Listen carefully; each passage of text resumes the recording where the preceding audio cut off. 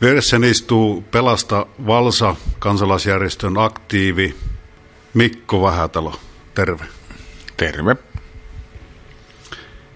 Mitä mieltä olet hallinto-oikeuden päätöksestä, joka on julkistettu tässä viime päivinä? Eihän sitä voi olla oikeastaan lähinnä tyytyväinen. Eli se on nyt tähän mennessä se, mitä me lähdettiin ensimmäisenä hakemaan. Mitä tuo päätös sisältää? No sehän tarkoittaa siis lähinnä sitä, että siis lyhyesti sanottuna se on vaan palautettu takaisin ympäristölautakunnan käsittelyyn, koska se alkuperäinen purkulupa oli tehty puutteellisin perustein, eli ei ollut selvitetty asiaa tarpeeksi. Miltä Valsan tilanne nyt tänä päivänä näyttää?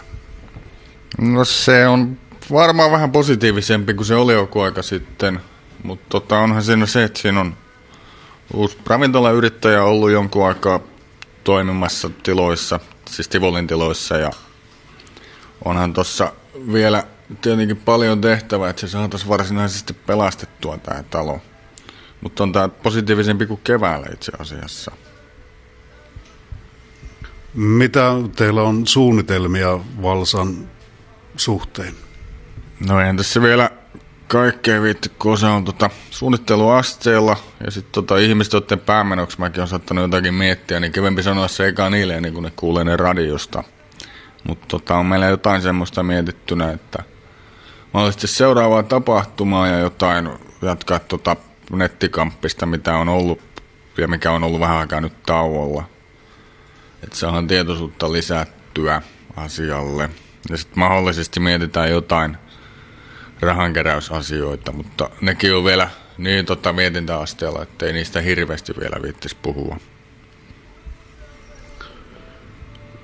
Jos perustettaisiin talkooryhmä ja alettaisiin korjaa itse tätä taloa, niin mitä luulet, löytyisikö talkooporukka?